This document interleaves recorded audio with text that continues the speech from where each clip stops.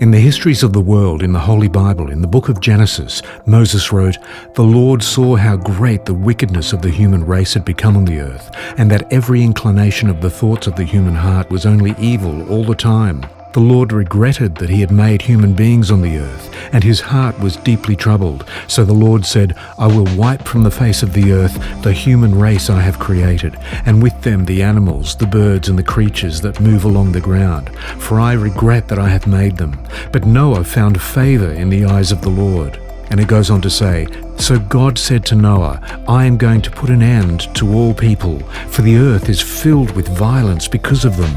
I am surely going to destroy both them and the earth. So make yourself an ark of cypress wood, make rooms in it, and coat it with pitch inside and out. This is how you are to build it."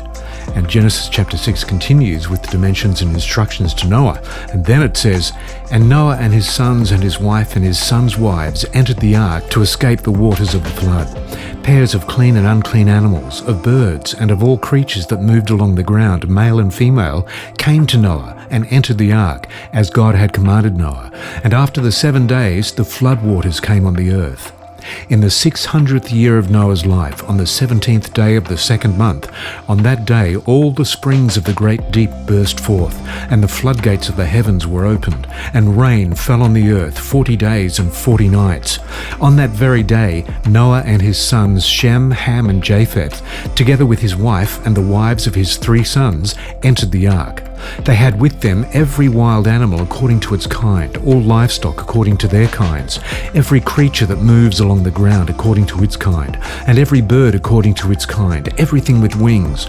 Pairs of all creatures that have the breath of life in them came to Noah and entered the ark. The animals going in were male and female of every living thing, as God had commanded Noah. Then the Lord shut him in.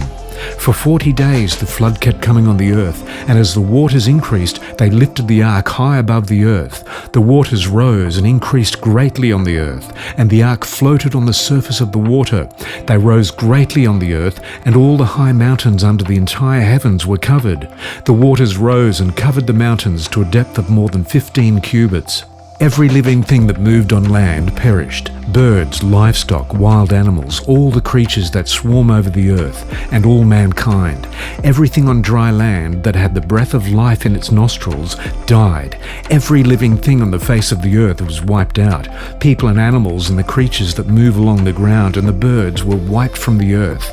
Only Noah was left, and those with him in the ark. The waters flooded the earth for 150 days.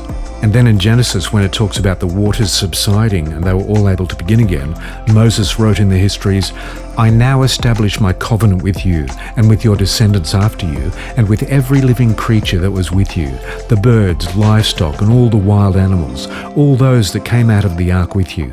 Every living creature on earth, I establish my covenant with you, says God. Never again will all life be cut off by the waters of a flood. Never again will there be a flood to destroy the earth." And God said, "This is the sign of the covenant I am making between me and you, and every living creature with you, a covenant for all generations to come. I have set my rainbow in the clouds, and it will be the sign of the covenant between me and the earth. Whenever I bring clouds over the earth and the rainbow appears in the clouds, I will remember my covenant between me and you, and all living creatures of every kind. Never again will the waters become a flood to destroy all life. Whenever the rainbow appears in the clouds, I will see it and remember the everlasting covenant between God and all living creatures of every kind on the earth." So God said to Noah, "This is the sign of the covenant I have established between me and all life on the earth."